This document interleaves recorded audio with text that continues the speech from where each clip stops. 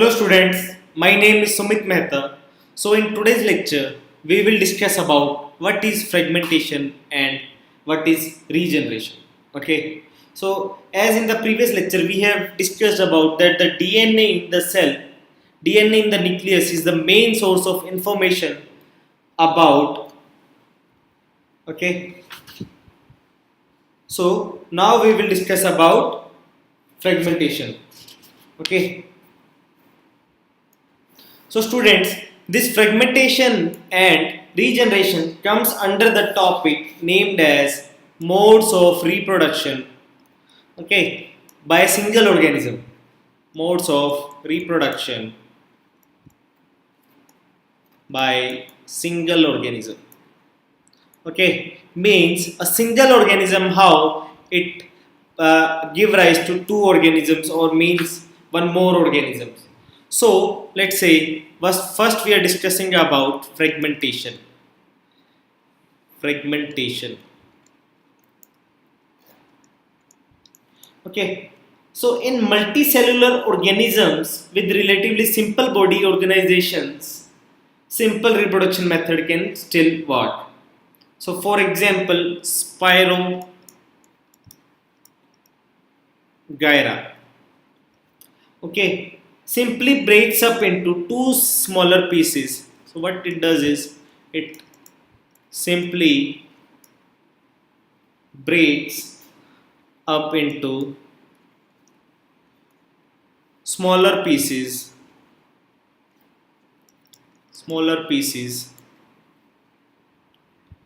okay, upon maturation, means upon when they mature. So these pieces or fragments grow into these pieces or fragments grow into new individuals, okay. So that is why the name called as fragmentation. So but this is not true, so there is a star mark. This is not true for all multicellular organisms, for all multicellular organisms, okay, means they will not simply they cannot simply divide cell by cell. The reason is that many multicellular organisms, as we have seen, are not simply a random collection of cells, okay. So they are not simply a random collection of cell. So this is not the case in multicellular organisms. Okay, specialized cells are organized as tissues and tissues are organized into organs. So how the structure is like? Specialized cells to tissues, okay, and tissues are organized into organs,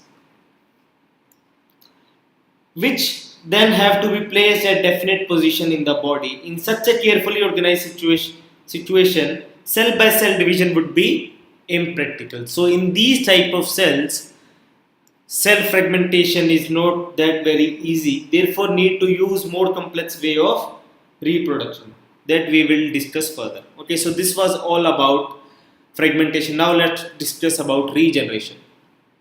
So in this we will discuss about regeneration.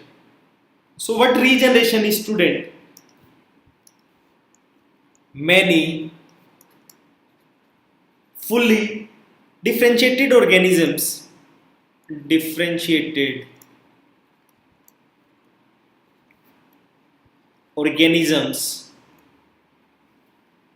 have the ability to give rise, have the ability to give rise to new individual organisms, to new individual organisms from their body parts. Means, let me show you a diagram. Okay, so it is a plain area. Okay, and it is cut into three parts. Okay, so this is the body of the plain area. So first part is here, the second part is here, and this is the third part. So these three individual parts give rise to a complete plain area. Okay, so they have the ability to form their body parts again. Okay, so that is if the individual is somehow, if the individual is somehow cut or broken up into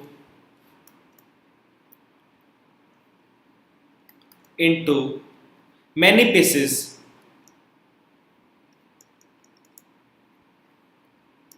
many of these pieces grow into many of these smaller pieces.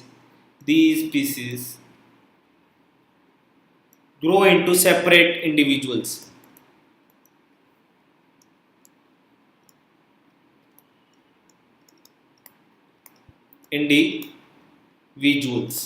Okay, so this is called as regeneration.